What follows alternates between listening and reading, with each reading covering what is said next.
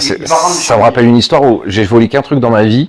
J'avais une 205, j'étais un gamin et on a volé des enjoliveurs. Putain, je sais pas si le GPN va me. Je crois qu'il y a prescription en plus.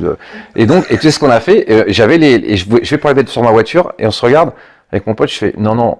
Et du coup, on est parti les remettre. Ouais.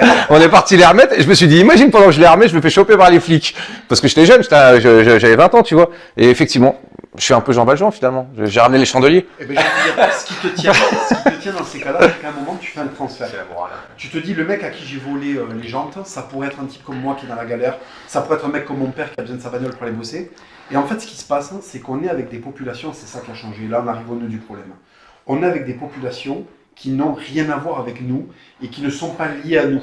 Et en fait, quand il va voler les jantes dans un quartier où il n'y a a priori que des blancs qui sont d'une autre religion que lui, qui sont de notre milieu que lui, pour lui, c'est une autre humanité, il y a une distance entre lui.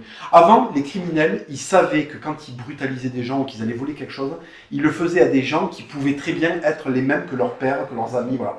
Là, aujourd'hui, on a des armées envoyées par Soros, tu vois, qui n'ont absolument aucun lien civilisationnel, religieux, d'amitié, de classe avec nous. Donc, ils ont beaucoup plus de facilité. En fait, c'est l'histoire du mec qui rentre au Bataclan et qui demande où sont les musulmans et où sont les non-musulmans. Et il va épargner les non-musulmans et il va tirer sur les mecs qui sont chrétiens. Pourquoi? Parce qu'en fait, dans la société française, il y a des groupes qui vont correspondre avec lesquels ces gens-là vont pouvoir faire une proximité d'humanité. Tu vois, ils vont se dire, je suis proche de ce mec-là. Il a le même patronyme que moi. Peut-être qu'il a la même religion que moi, donc je ne vais pas lui faire ça, tu vois. Et en fait, en France, le problème qu'on a, c'est que la délinquance, c'est un objet culturellement différent de nous dans une société qui n'est pas la sienne, et ils agissent avec l'esprit de razzia. L'esprit de razzia, c'est j'appartiens à une tribu.